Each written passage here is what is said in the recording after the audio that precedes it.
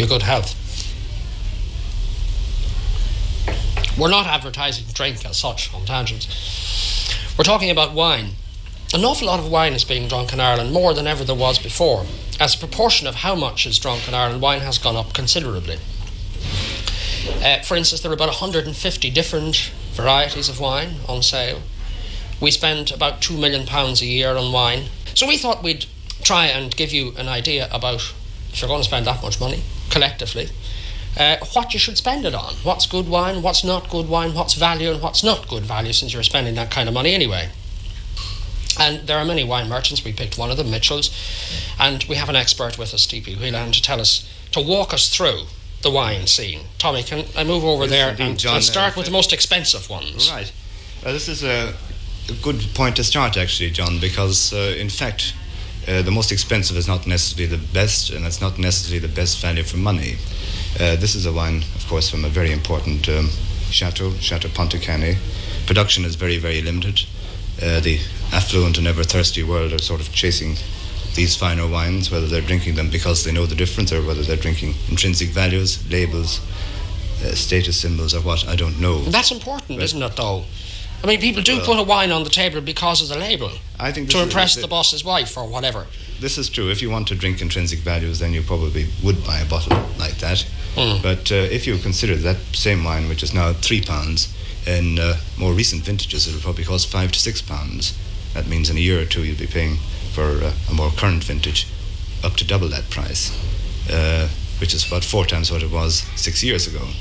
It's hard to say that it offers the punter value for money, because really that's what it boils down to for the average or daily wine drinker rather than the special occasions wine drinker. Well, now, part of the interest, I know, would be, of the viewers out there, would certainly be to know what sort of range there is. I said when I was introducing the item that there was 150 different kinds and they spent an awful lot of money. Now, 150 different kinds of wine is an awful lot of kinds of wine.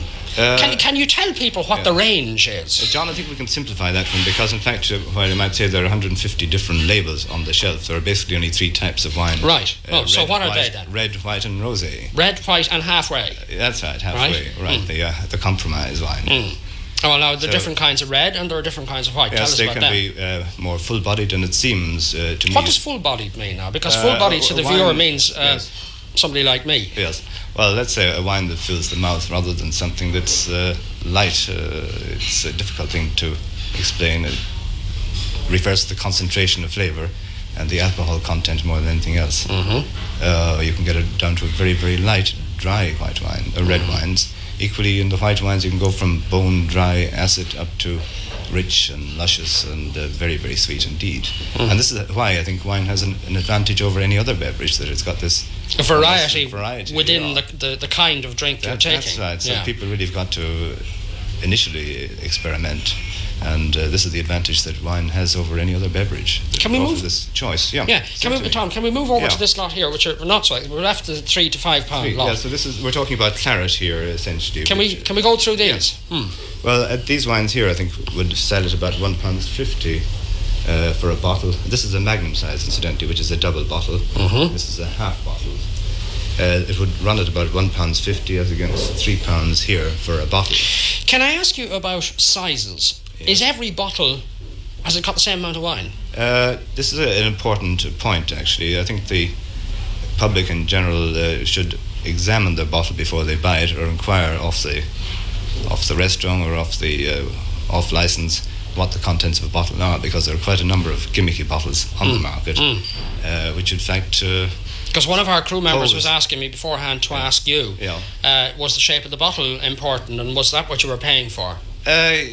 No, I wouldn't say you're paying for the shape of the bottle. In fact, a great percentage of what you're paying is duty, freight, insurance and bottling charges. In fact, in this context, you could take a bottle of wine retailing at £1 a bottle. The actual producer would get around 30p for that. You could take a bottle of wine at 65p a bottle, and the actual producer gets about 10p a bottle. Tom, all right, we've been talking in general about this middle range of wine. Now, could you tell people who want to buy a bottle or so of this, could you recommend how they would go about buying wine at about that price, £1.50? Yes. Well, certainly the first thing, John, we've got to establish is what sort of wine you like and what sort of an occasion it is.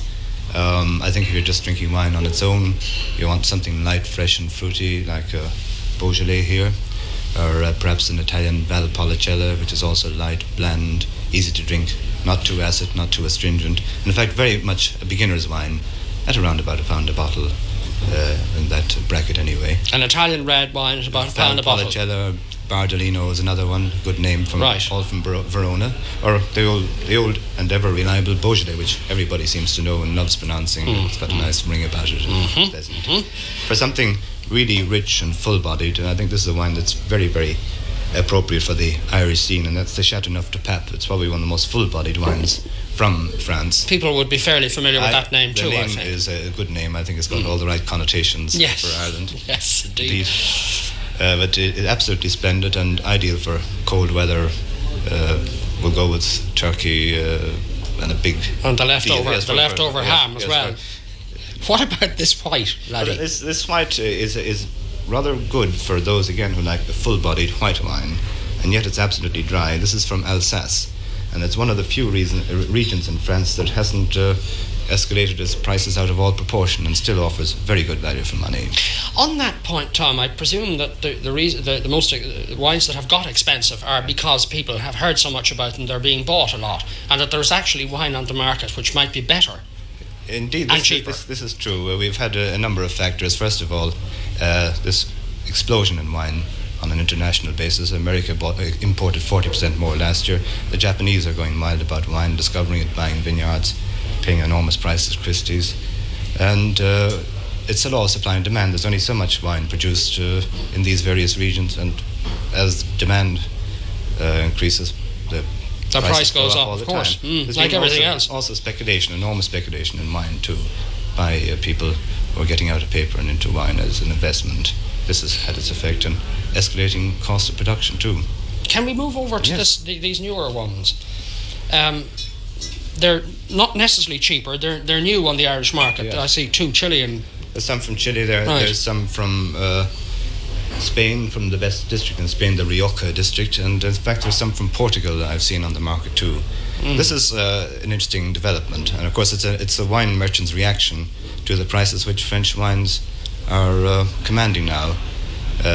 We just can't afford to pay £3 and £4 and £5 a bottle for wines here. Well, it doesn't mean that these aren't as good. In fact, some of them taste better than wines at 3 times the price, in my opinion. We want to get that on the record for the punters. Value for money, if value for money is the objective, this is the wine merchant playing his real role and going out and finding wines from other regions. The tragedy is, of course, the names are not known. The consumer will have to find his way through them.